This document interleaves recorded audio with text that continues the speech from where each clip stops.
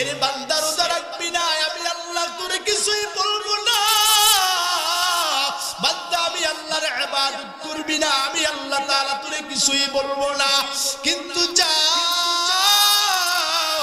ওই যেই দিন তোর নামটা মসজিদের মধ্যে এলান হবে, অমুক পাড়ার অমুক যুবক আজকে আর দুনিয়াতে নাই, অমুকের পুত্র তৃতীয় নাম্বার পুত্র আর দুনিয়াতে নাই, আয় আমি আল্লাহর খেলা শুরু হবে কবর থেকে।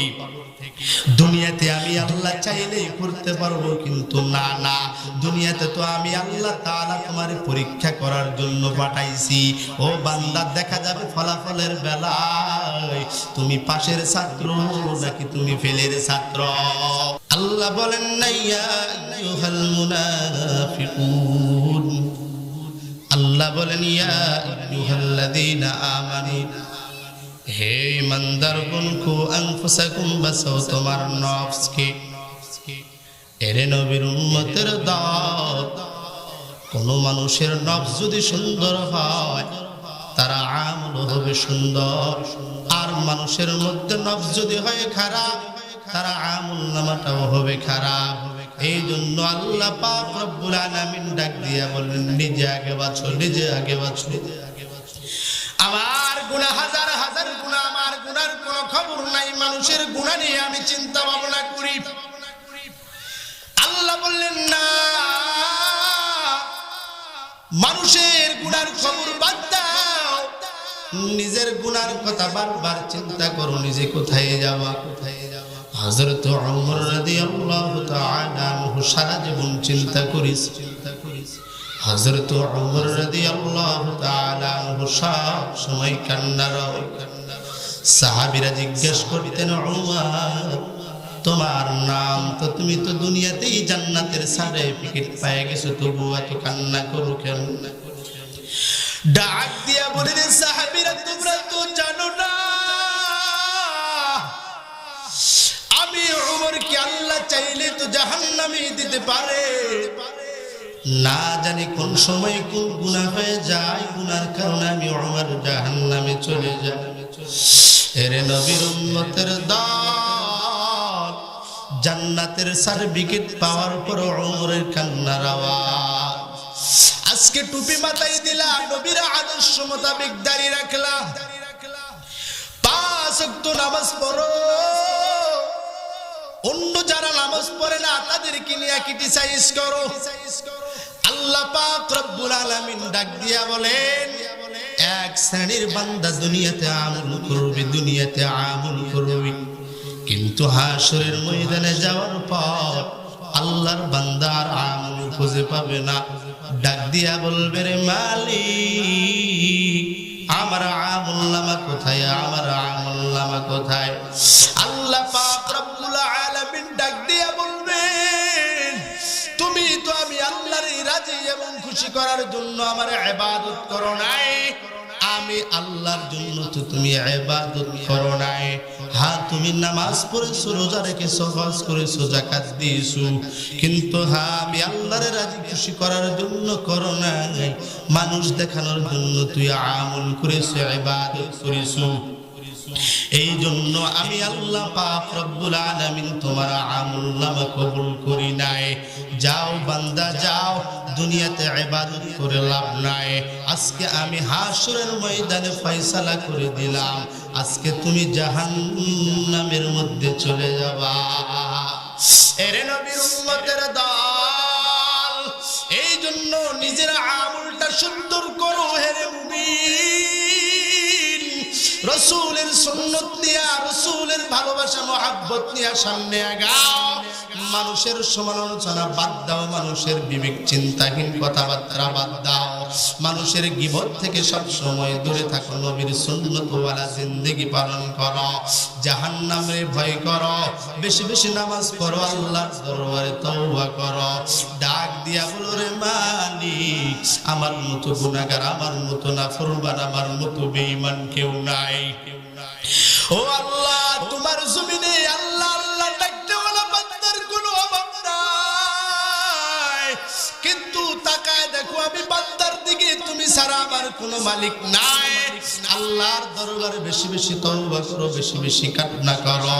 আমার আল্লাহ পাক রব্বুল আলামিন ডাক দিয়া বলেন, হে গোলাম, তুমি যতই গুনাহ করো না কেন, যতই গুনাহ করো না কেন, আমি মালিকের দরবারে যদি খাঁটি নিয়তে, খালেস নিয়তে যদি বান্দা আমি আল্লাহর দরবারে তওবা করো, আমি আল্লাহ তোর জীবনের সব গুনাহগুলো মাফ করে দিব।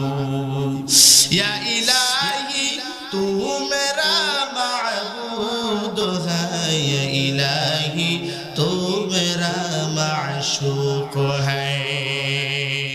এরে নবীর উম্মতেরা দল, আল্লাহর মতো আপন এই দুনিয়াতে আর কেউ নাই। দুনিয়াতে তো সবাই স্বার্থের জন্য পাগল। আল্লাহ পাক রব্বুল আলামিন পয়গম্বরকে জানায় দেন, পয়গম্বর আপনি আপনার উম্মতদেরকে জানায় দেন, কুল হুয়াল্লাহু আহাদ আল্লাহুস সামাদ লাম ইয়ালিদ ওয়া লাম ইউলাদ ওয়া লাম ইয়াকুল লাহু কুফুয়ান আহাদ। আমি আল্লাহ এক, আমি আল্লাহর কোনো শরীক নাই, আমি আল্লাহর ছেলে নাই, আমি আল্লাহর মেয়ে নাই, আমি আল্লাহর কোনো আত্মীয় স্বজন পাড়া প্রতিবেশী কেউ নাই। আমি আল্লাহ বান্দারে দয়া করে, বড় মায়া করে, মহাব্বত করে বান্দারে বানাইছি। ওগো পয়গম্বর আপনি জানায়া দেন, ওই বান্দাকে আমি আল্লাহ বড় মহাব্বত করে বানাইছি। ওই বান্দা গুনাহ করার পর আমি মালিকের দরবারে যখন হাত তুলে দিয়ে কান্না করে, আমি মালিক বান্দার হাতকে কবুল করে নেই। বান্দা হাত তুলতে বেশি দেরি হয়, আমি আল্লাহ বান্দার গুনাহ মাফ করতে বেশি দেরি করি না। ওরে ইমানদার আল্লাহর গোলাম, এই জন্য বারবার নিজের গুনার কথা বারবার মনে করো। আমার মতো গুনাহগার, আমার মতো নাফরমান, আমার মতো বেঈমান হাইওয়ান এই দুনিয়াতে আর কেউ নাই। আমি তোমার দরবারে বড় গুনাহগার। ও দয়ার মালিক, দয়া করে মায়া করে জীবনের সব গুনাহগুলো মাফ করে দাও। আল্লাহ পাক রব্বুল আলামিন ডাক দিয়া বলেন, ইমানদার সর্বপ্রথম তুমি আগে নিজেকে বাঁচায় নাও, তারপরে কি হয়, তোমার নফসটারে তুমি জাহান্নামের আগুন থেকে বাঁচায় নাও, তোমার পরিবারকে তুমি জাহান্নামের আগুন থেকে বাঁচাও। হে মুমিন, দেখা যায় তুমি নামাজ পড়ো, তোমার সন্তান নামাজ পড়ে না, তুমি নামাজ পড়ো, তোমার স্ত্রী নামাজ পড়ে না। ও বাবারা, দেখা যায় তুমি নামাজ পড়ো, তোমার মা নামাজ পড়ে না। দেখা যায় তুমি নামাজ পড়ো, তোমার বাবা নামাজ পড়ে না। শুধুমাত্র নিজে ইমানদার মুত্তাকিন হইলেই হবে না, নিজের পরিবারটাকেও তো মুত্তাকিন বানাইতে হবে। এর নবীর উম্মতের দল, তুমি নামাজ পড়ো, তোমার সন্তান নামাজ পড়ে না। মায়ার নবী আমার ডাক দিয়া কয়, কাল কিয়ামতের ময়দানে ওই সন্তানটারে আল্লাহ পাক রব্বুল আলামিন ডাক দিয়া বলবে, এরে সন্তান, দুনিয়াতে কেন নামাজ পড়ো নাই, রোজা রাখো নাই, হজ কেন করো নাই, যাকাত কেন দাও নাই, আল্লাহর রাসূলের সুন্নতের পাবন্দি কেন করো নাই, কেন করো নাই বলো দেখি। ডাক দিয়া বলবে, রে মালিক, আমার মা আমারে কোনোদিন নামাজের কথা বলে নাই। ও আল্লাহ, আমার বাবা আমারে কোনোদিন নামাজের কথা বলে নাই, আমারে কেউ বলে নাই নামাজ পড়তে যাও। ও দয়ার মালিক, সবাই আমারে বলতো খবরদার ফজরের জামাত পড়বি না, কারণ ফজরের সময় যদি তুই উঠো তোর চেহারাটা নষ্ট হয়ে যাবে। ও আল্লাহ, আমি তাকায় তাকায় দেখতাম আমার এলাকার মধ্যে ছোট্ট ছোট্ট সন্তানেরা রমজান মাসে রোজা রাখতেছে, কিন্তু আল্লাহ আমি যখন আমার মারে বলতাম, আমি যখন আমার বাবারে বলতাম, ওরে আম্মা জান আমি একটু রোজা রাখতে চাই, ও আব্বা জান আমি একটু রোজা রাখতে চাই, ভাই না না, রোজা রাখলে চেহারা খারাপ হয়ে যাবে, শরীর দুর্বল হয়ে যাবে, খবরদার রোজা রাখবি না। ও আল্লাহ, আমি তো নামাজ পড়তে চেয়েছিলাম, কিন্তু আমার মা বাবা পড়তে দেয় নাই।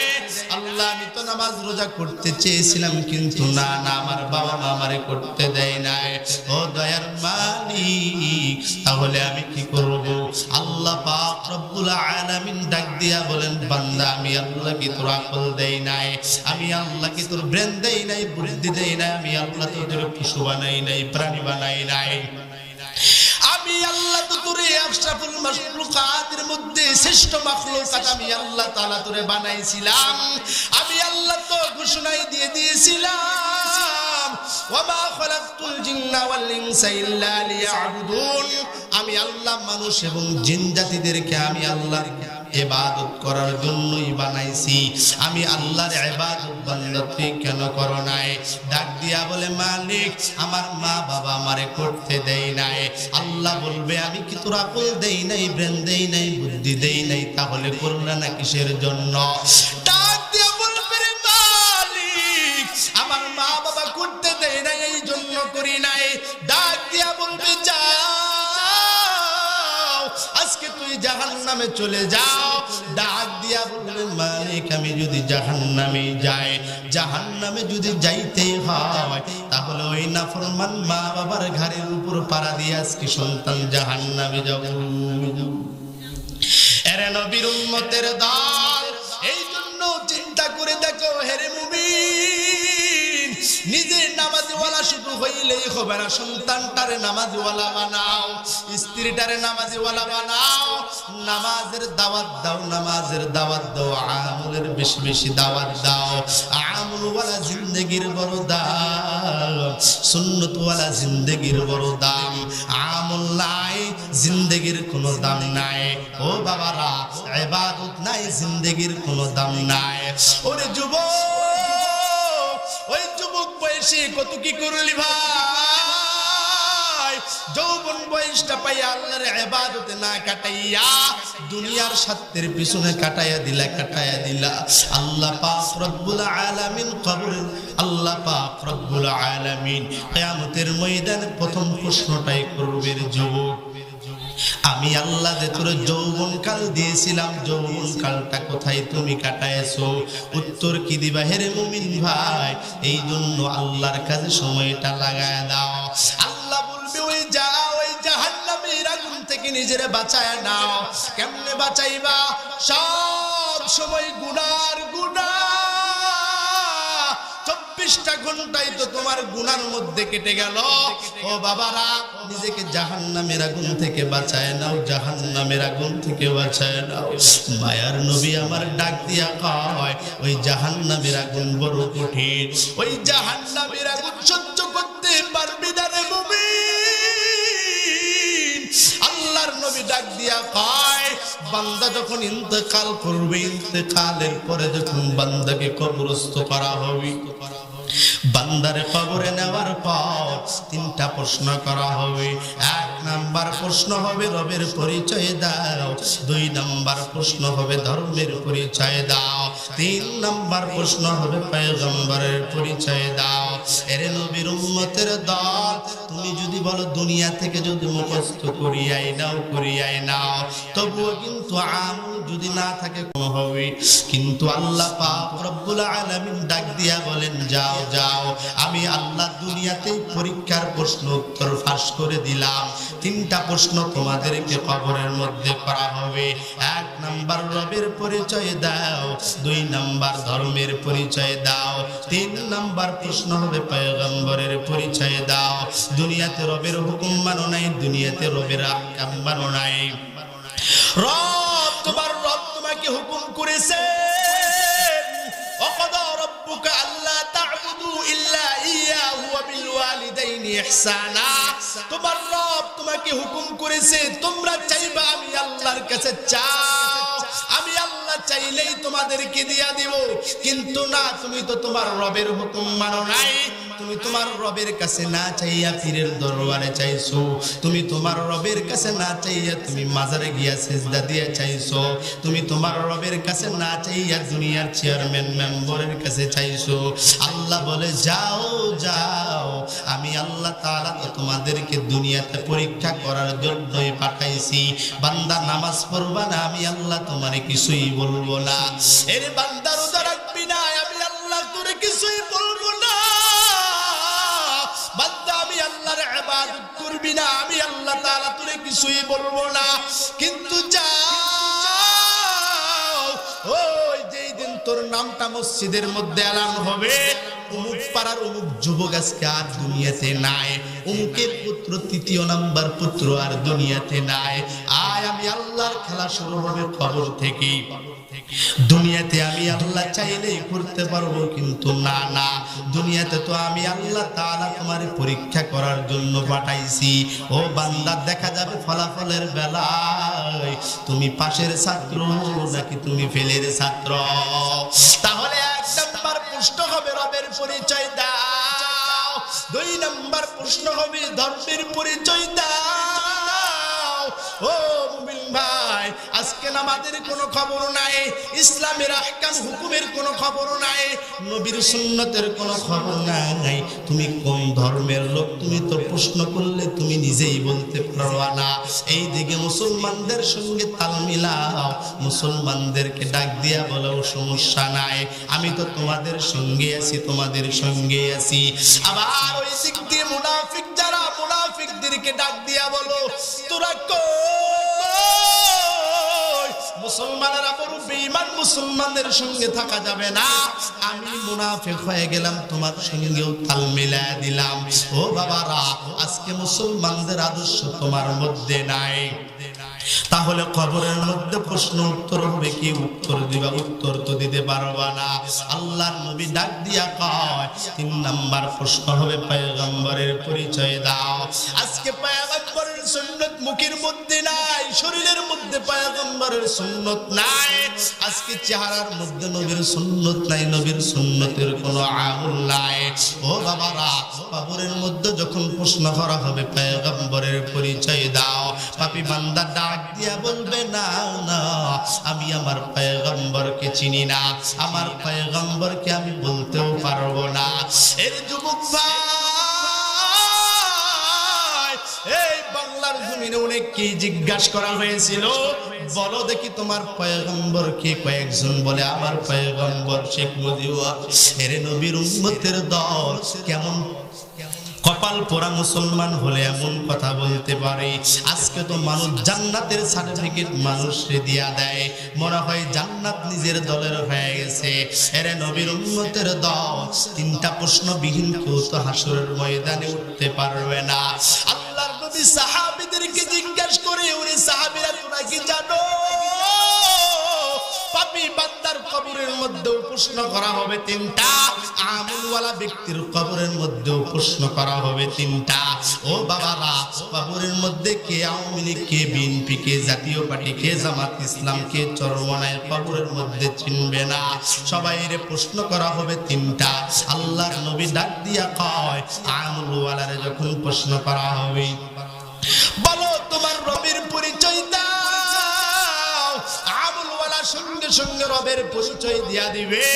আর বেঈমানরে যখন প্রশ্ন করা হবে, বলো তোমার রব কি? কয় না না না, আমার রবরে তো আমি চিনি না। বলো দেখি তুমি কোন ধর্মের লোক? ডাক দিয়া বলবে না না, আমি কোন ধর্মের লোক আমি নিজেই জানি না। রাসূলরে হাজির করিয়া প্রশ্ন করা হবে, দেখো দেখি এটা কে? ডাক দিয়া বলবে না না, আমি ইনারেও চিনি না। আল্লাহর ফেরেশতারা ডাক দিয়া বলবে, রে মালিক, তোমার এই নাফরমান বান্দা তো একটা প্রশ্নের উত্তর দিতে পারে নাই। আল্লাহ পাক রব্বুল আলামিন ডাক দিয়া বলবে, ওরে ফেরেশতারা তোরা কই? ফেরেশতারা ডাক দিয়া বলবে, মালিক আমরা হাজির। আল্লাহ ডাক দিয়া বলবে, যাও জাহান্নামের একটা দরজা বান্দার কবরের সঙ্গে খুলিয়া দাও, খুলিয়া দাও। ও বাবারা, ওইদিকে জাহান্নামের আগুন কবরের মধ্যে দাও দাও করে জ্বলবে।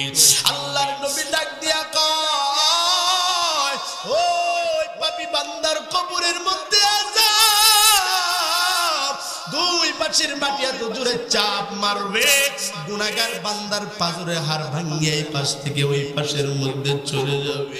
মায়ার নবী আমার ডাক দিয়া কয়, সাহাবীরা ভালো করে শোনো, ওই গুনাহগার নাফরমানের কবরের মধ্যে আল্লাহ সাপ নিযুক্ত করবেন। সাপ একটা করে দংশন করবেন, ৭০ হাত মাটির নিচে চলে যাবে। আবার তোলা হবে, আবার দংশন করবেন, আবার ৭০ হাত মাটির নিচে চলে যাবে। মায়ার নবী আমার ডাক দিয়া কয়, সাহাবীরা জানো ওই সাপের বিষ কেমন, ওই সাপ যদি দুনিয়াতে একটু মাত্র থুতু মারতো পুরা জমিন সঙ্গে সঙ্গে পুড়িয়া ছারখার হয়ে যাইত। এর নবীর উম্মতের দল প্রত্যেক জুমাই জুমাই মসজিদের মধ্যে বয়ান, এত ওয়াজ মাহফিল, কিন্তু মানুষের মধ্যে হেদায়েত নাই, হেদায়েত নাই। অনেকেই তো আবার ডাক দিয়া বলে আমার কবরেতে কেউ যাবে না, আমার কবরে কি হবে আমি সেটা দেখবো, তোদের কোনো হেদায়েতের, তোদের কোনো নসিহতের কোনো দরকার নাই। ও বাবারা, তোমার কবরে তুমি যাবা, আমার কবরে আমি যাব, তাতে কোনো সমস্যা নাই। আল্লাহর নবী ডাক দিয়া কয় ওই কবরের মধ্যে আযাব শুরু হতেই থাকবে, হতেই থাকবে, হতেই থাকবে, শেষ হওয়ার কোনো জায়গা নাই। ওই কবরের জগৎ শেষ যখন হয়ে যাবে, হযরত ইসরাফিল আলাইহিস সালাতু ওয়াস সালাম যখন সিংহার মধ্যে ফু মারবেন, সব মানুষগুলো উলঙ্গ অবস্থায় হাসরের ময়দানে দৌড়াইতে থাকবে, দৌড়াইতে থাকবে।